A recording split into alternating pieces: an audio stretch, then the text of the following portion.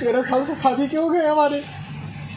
Sir मैं कहा जाऊँ। एक मनीष दुबे सर कमांडेंट है, उन्हीं के साथ उनका अवैध संबंध है। मैंने सर उनको 22 फरवरी को रंगे हाथ अपने आवास पे पकड़ लिया था। ये मेरी नौकरी जाने वाली सर, वो सर इतना सर घोटाला की हुई है।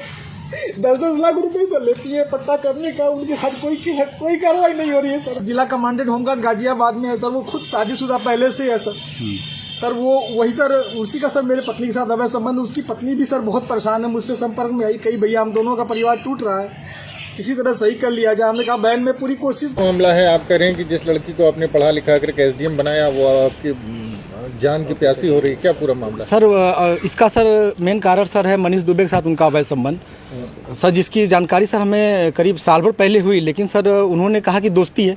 खैर सर हमारी पत्नी सर एसडीएम थी, उस समय इलाहाबाद प्रयागराज में सोराम तहसील में रहीं। तो मैंने कहा सर बड़े पद पे हैं, दोस्ती तो हो सकती सर, अधिकारियों से साथ बैठना उठना हो। तो मैंने सर उन्होंने मैं ये कह के टाल दिया, तो सर मैंने ध्यान नहीं दिया। सर इसकी भनक सर मुझे उसका ये जो शक था वो विश्वास सर 22 फरवरी को हुआ, जब मनीष दुबे गाजियाबाद से चलकर सर मेरे आवास एलनगंज स्थित सरकारी आवास पे आया और इनके साथ एक साथ कमरे में मैंने इनको देखा अवैध संबंध बनाते हुए। तब से सर ये मनीष दुबे और ज्योति मौर्य मेरे जान के पीछे पड़ गई हैं। कौन है, पूरी कहानी बताइए, क्या मामला है? सर 2010 में ज्योति मौर्य के साथ मेरी शादी हुई सर।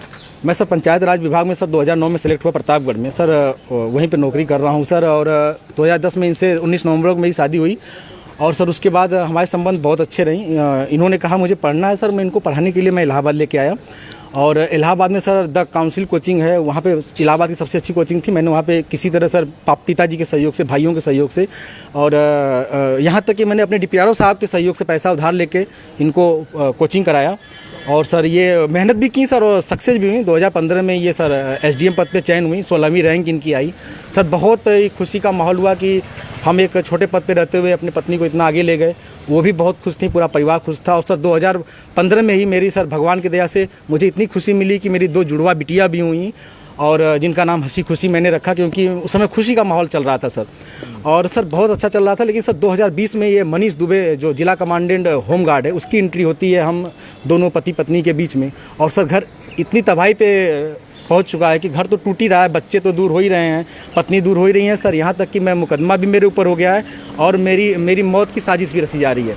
क्या धमकी, आपको कोई धमकी दी उन्होंने? हाँ सर, उन्होंने फ़ोन पे सर अभी 1 हफ्ते पहले फ़ोन पे सर उन्होंने हमारे गांव के किसी लड़के से बात की, तो उसने मुझे कॉन्फ्रेंस किया। तो उन्होंने उस पर कहा कि तो जो तुम काम कर रहे हो, जो ये जांचें करा रहे हो या करा रहे हो, इसके कारण तुम्हारी जल्दी से तुम मर जाओगे। हमने कहा ठीक है आप मरवा दीजिए।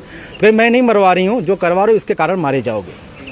हत्या की धमकी दी है? जी सर, हत्या की। और सर उनका भाई सर सचिन मौर्य है सर, वो मेरे घर से सर रखे मेरे काफ़ी जो कुछ पैसे थे, जेवरात थे, वो सर लेके चला गया। मेरे सर उसकी वीडियो बना के भेजा कि मैं लेके जा रहा हूँ, जो करना हो कर लीजिए। और सर मुझे चैटिंग लिख के भेजा है कि आपका व्हाट्सअप सब कुछ गायब कर दूंगा, हैक कर लिया हूँ, जो सेव करना हो सेव कर लीजिए। और सर उसने क्या किया कि मेरी सिम भी अपने पास रख लिया है, रख के यूज कर रहा है। मेरा बैंक अकाउंट है उसमें जुड़ा हुआ है सब कुछ, लेकिन सर वो मेरी जान पे सब लोग तुले हुए हैं सर। क्या वो आपसे तलाक मांग रही है? हाँ सर, उन्होंने मुझसे ऑडियो के माध्यम से कहा है, मुझे अभी तक कुछ ऐसा नोटिस तो नहीं मिला है, लेकिन सर उन्होंने कहा है कि तलाक प्यार से दे दीजिए, बवाल मत करिए, नहीं तो मैं आपको बर्बाद कर दूंगी। आपके डीपीआरओ से बात हो गई है, आपको बर्खास्त करा दूंगी, न नौकरी करने दूंगी न जीने दूंगी। आपने इसकी शिकायत कहाँ? सर इसकी शिकायत मैंने सर्वप्रथम सर उसी दिन धूमनगंज SHO साहब से की। उन्होंने मुझे राजरूपुर पुलिस चौकी भेजा, मैं राजरूपुर पुलिस चौकी पे आवेदन दिया, लेकिन सर कोई सुनवाई नहीं हुई। फिर सर उसके बाद मैंने ये 25 अप्रैल की बात है, फिर मैंने 27 अप्रैल को सर उनको ये रजिस्ट्री के माध्यम से सर उनको भेजा, कमिश्नर साहब को भेजा, DM साहब खत्री साहब के यहाँ मैं खुद स्वयं उपस्थित हुआ हूँ। उनसे मैंने बात की कि सर आपके SDM साहब हैं, ऐसा कर रही हैं। तो उन्होंने कहा ठीक है मैं कार्रवाई करवाता हूँ। फिर मैं कमिश्नर साहब के यहाँ गया, कमिश्नर साहब को दिया, पुलिस कमिश्नर साहब के यहाँ उपस्थित हुआ, उनको दिया। फिर कहीं सुनवाई नहीं हुई तो सर मैं DGP साहब के पास गया, DGP साहब ने मेरे बात को संज्ञान में लिया, लेकिन फिर भी सर आवेदन ले लिया गया, कोई कार्रवाई नहीं हुई। उसके बाद सर मैं DG home guard BK Maurya sir के पास गया। उनके यहाँ से मुझे सर कुछ उम्मीद की लौ दिखाई दी, क्योंकि उन्होंने मेरे आवेदन पर तुरंत संज्ञान में लिया और टीम गठित कर दी है।